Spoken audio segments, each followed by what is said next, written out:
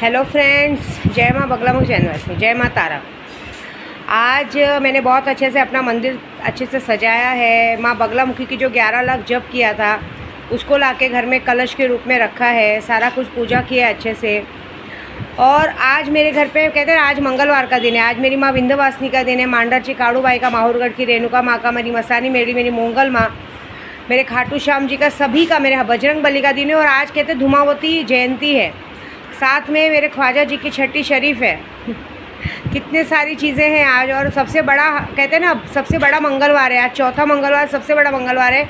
ये साल मंगल का है और मंगल का साल है और मंगलवार का दिन है। तो समझ लीजिए कि आज इतनी सारी तिथि होने की वजह से आज हम सुहागनों को खाना खिलाएंगे, उनका पैर पड़ेंगे और अपनी जो मेरी यात्रा इतने अच्छे से सफल हुई उसके लिए माँ से आशीर्वाद लेंगे कि इसी तरह से मेरी यात्रा सफल करते रहना, चाहे लोग लाख कोशिश करें। दूसरी बात, आज रात को वापस से मैं, अभी तक तो सबने अपना अपना कारनामा किया, लेकिन आज रात को मैंने कहा आज इतना बड़ा मंगलवार है, सारे लोगों को खाना पीना खिलाने के बाद रात को मैं करने वाली हूँ मसानी मूठ मेलड़ी की, कहते ना मसानी मेलड़ी की मूठ, माँ तारा की मूठ। देखो ये है ना, इंसानों की हड्डी की माला है। अब ये हड्डियों की माला आपने पहले भी देखी हो कि मैंने दारू पिलाई, ये पी है, लेकिन आज इस पर कम से कम कहते हैं 51,000 मंत्र करके शमशान काली का, मसानी मेलड़ी का और माँ तारा का मुठ मार के उसके बाद इससे दारू पिलाई जाएगी और जिन लोगों के नाम से की जाएगी उनके साथ जो होने वाला है वो तो मुझे कल सुबह तक पता चल जाएगा।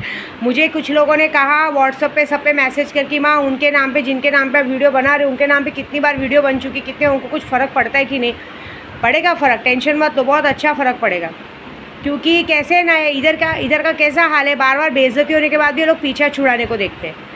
मुझे जो 2.5 महीने परेशान किया है ना, 2.5 महीने इसलिए परेशान किया है कि इसे इतना परेशान करो कि दोबारा ये हमें लेके ना जाए, हमसे बात ना करे। ये लोग एक्चुअली कैसा रिश्ता तोड़ना पकड़ना कर देखते हो, मुझे कुछ फ़र्क नहीं पड़ता है।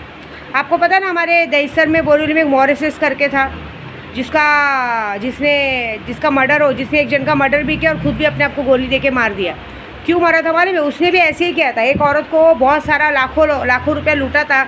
लूटने के बाद उसको अचानक से छोड़ने की बात करी थी, जिसकी वजह से उसको 4 साल की जेल काट के आनी पड़ी थी।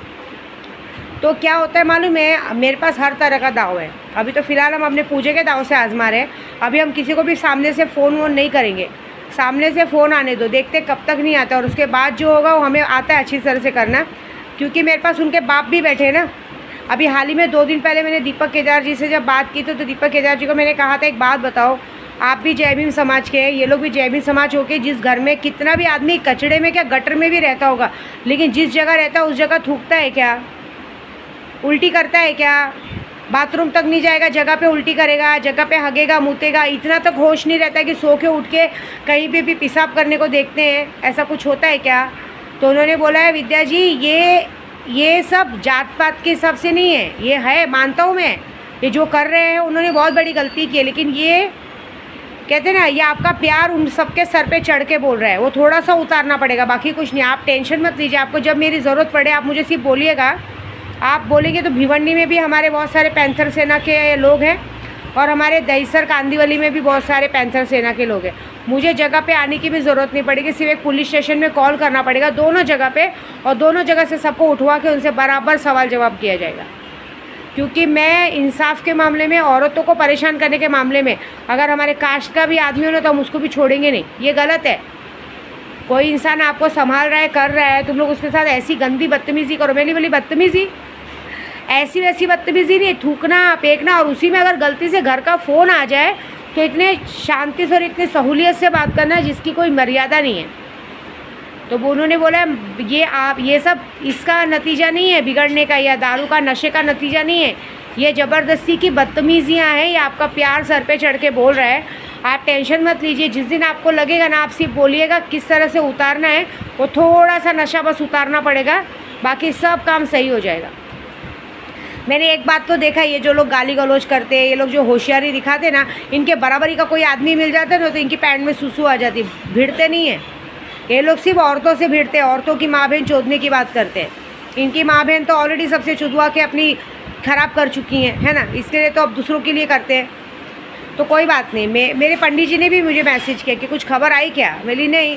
बोलते टेंशन मत ले, तू फ़ोन वोन मत करना, अब हमको बराबर करेंगे। मैं किसी को फ़ोन नहीं करूँगी, क्योंकि क्या होता है, हम बार बार नीचे क्यों गिरे। इस बार हम दिखाएंगे। अब मेरे पास अच्छा खासा रास्ता है, देखेंगे कितना दिन फ़ोन नहीं आता, उसके बाद जो करेंगे, उसके बाद तुम्हारे बाप लोग तुम तक पहुँचेंगे, फिर देखा जाएगा।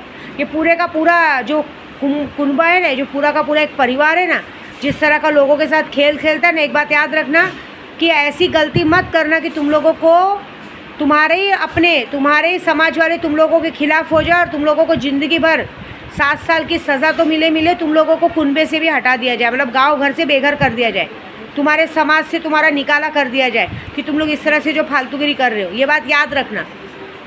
और बाकी मेरी आज मुठ करनी मैं करूँगी, क्योंकि मुझे इस बात का बुरा लगा है कि सारा सब कुछ लेना करना हमारा, गाली देना हमें, और ऐसे लोगों को सर पे चढ़ाना जिन लोगों की कोई औकात नहीं, जो तुम्हें पूछते नहीं करते नहीं है, उनके साथ कर रहे ना।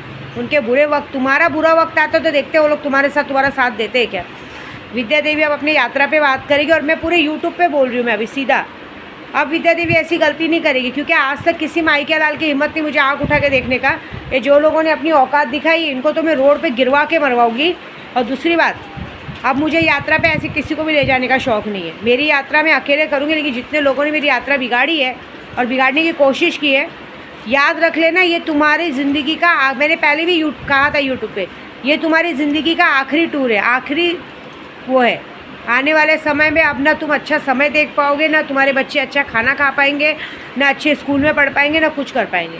अब तुम्हारा गांठ मुझसे पड़ा होगा। एक बात याद रखना कि मैंने जो अपने तरफ दीवार बना के रखी है ना, तो ऐसे ऐसे लोग पड़े हैं ना कि वो तुम्हारी नहीं सुनेंगे, उल्टा तुम्हारे घर तक पहुंच के तुमको गिरा के मारने का दम रखते हैं। तो करो, मेरे को सिर्फ ना अकड़ तोड़नी है सबकी। जो जितना अकड़ दिखा रहे ना, जितनी ऐठन दिखा रहे ना, देखो हम कैसे तोड़ते हैं। फिर मैं देखना चाहती हूँ कौन सा भाई, कौन सा बाप, कौन सा साला तुम्हारे काम आता है। फिलहाल तो पहले वो अपने आप को बचा ले, तब तो मैं देखूँगी। और अब याद रखना, मैं 24 घंटे जितनी बार भी सिगरेट अगरबत्ती लगाऊंगी, पाठ करूँगी, उतनी बार तुम सबके नाम पर ताला फेंका जाएगा। अब मैं देखना चाहती हूँ तुमको कौन बचाने आता है, बस। बाकी मेरी ताकत अब तक मैंने यूज़ नहीं की है। मेरी ताकत यूज़ करने के लिए देखो ना, खुद जय भीम समाज के पैंथर सेना के राष्ट्रीय अध्यक्ष दीपक केदार जी ने ये बात कही है कि आपको जब भी ज़रूरत लगे सिर्फ आवाज़ करना, मैं खड़ा हूँ, बस इतने में समझ जाओ कि कौन कौन मेरे पीछे। अगर मैंने वहाँ पे एक आवाज़ उठाया ना, तो तुम्हारे घर तक क्या होगा वो तुम लोग समझ नहीं सकते। लेकिन अब तुम लोग को पहले हम अपनी तरीके से सबक सिखाएंगे, बाद में देखेंगे कि क्या होता है, ठीक है। बहुत अकड़ है ना, उखाड़ लो, फ़र्क नहीं पड़ता, पड़ेगा फ़र्क, बहुत अच्छे से पड़ेगा। मज़ा तो देखो मैं क्या करती हूँ, ठीक है।